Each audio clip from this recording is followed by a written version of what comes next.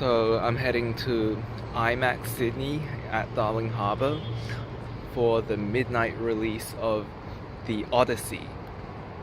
And I'm actually surprised that this movie even got a midnight release, because usually you only get it for like big franchise movies like Star Wars and Marvel.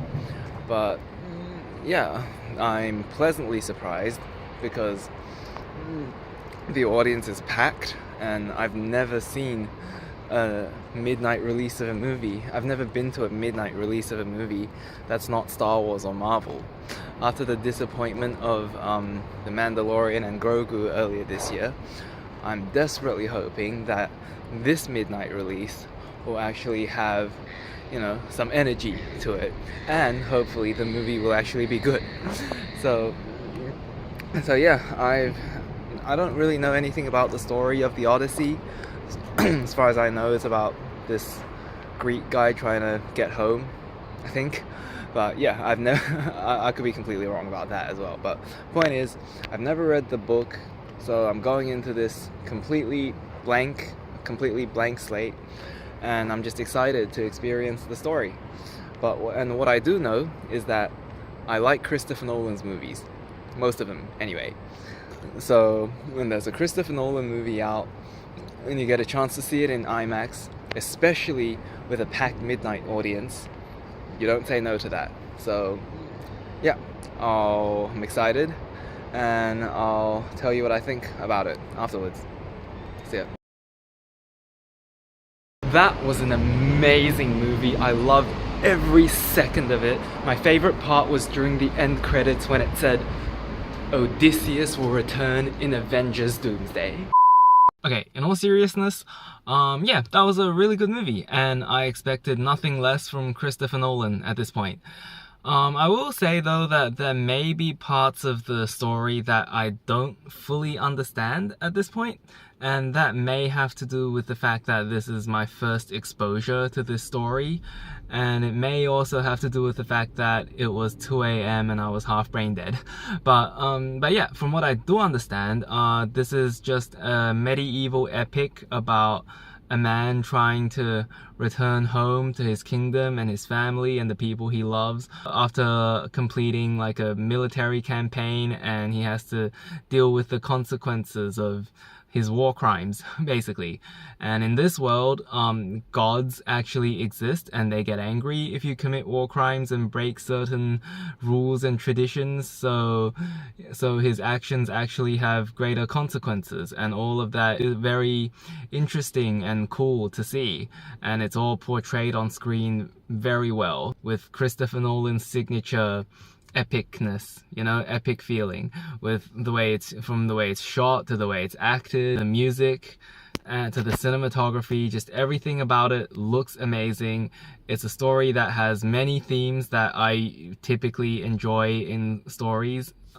The themes like, homecoming and loyalty, and how events are perceived in stories versus how they actually are.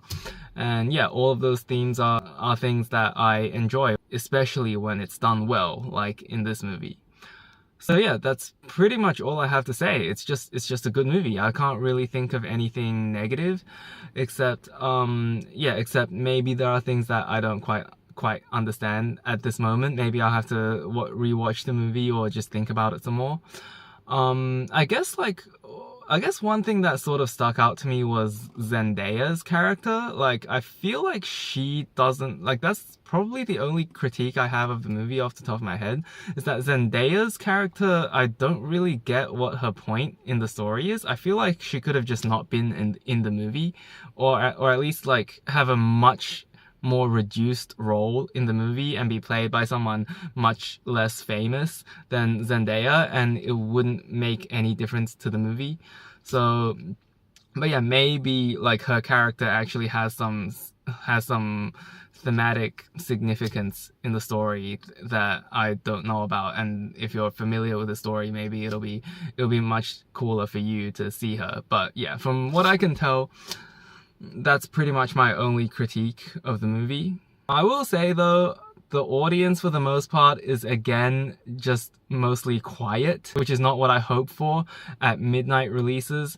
But to be fair, like I said, this isn't like a big franchise movie. You're not gonna have like a Avengers Assemble moment. Obviously that would be kind of silly for a movie like this, so it makes sense that there aren't as many audience reactions. The audience did applaud in the end, which is nice.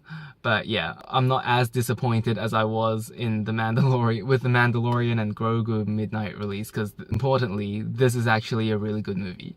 So yeah. So I think for now that's all I have to say. Okay, I just got back home. I'm so tired right now, but on the way back I did think of a few more points that are worth mentioning, particularly in terms of flaws for the movie. So one thing I remember that kind of took me out of the movie a bit while I was watching was the language they were using. Like a lot of the times, like someone like they say dad instead of father, for example, which I don't know, took me out of the movie. Did not seem like something they would say in that time period, you know? And like I don't know, these sort of things kind of stand out to me. It reminds me of like later Game of Thrones, basically. And yeah, and I've also heard people complain about like the armor not being historically accurate. To be honest, I don't really care that much about that, because I mean at the end of the day this is based on like a fictional story written in 700 BC or whatever, or whenever it was written. But yeah, so I don't care too much about the armor as much, and as much as the language, because I don't know, that just bothered me a little bit more. I will say with the armor, there were a few times where like the main character's armor, I forgot, not Odysseus, but like the other leader guy whose name I can't remember, like Helena's husband. His armor looked really cool, but it was like pristine and spotless throughout, like even during battle scenes, and like every time we see it, it was just the cleanest armor you've ever seen, and that does not look realistic at all. Like I noticed that even when I was watching the movie, but the thing is, it looked really cool, so I'm willing to give it some leeway in terms of accuracy for how cool it is. So yeah, overall, I would say those two things, plus the Zendaya thing, those two things I think bumped the score for the movie down a little bit from what I was originally gonna give it. I was originally gonna give it like a 9 out of 10, but I'd probably downgrade it to like an 8.5. Yeah, probably an 8.5. Basically, like, it has flaws that can't be ignored, but it's still a really, really good movie, and I recommend everyone go watch it. And in terms of Christopher Nolan's, how it ranks among other Christopher Nolan movies, I'd say it's like a tier below like his best movies, like Oppenheimer and Interstellar and the Dark Knight trilogy, but like this is a tier below that. But that being said, like I said, it's still really good. So yeah, I recommend you all go see it. I'll see you in 2 weeks for my Spider-Man review, probably. So yeah, see you then.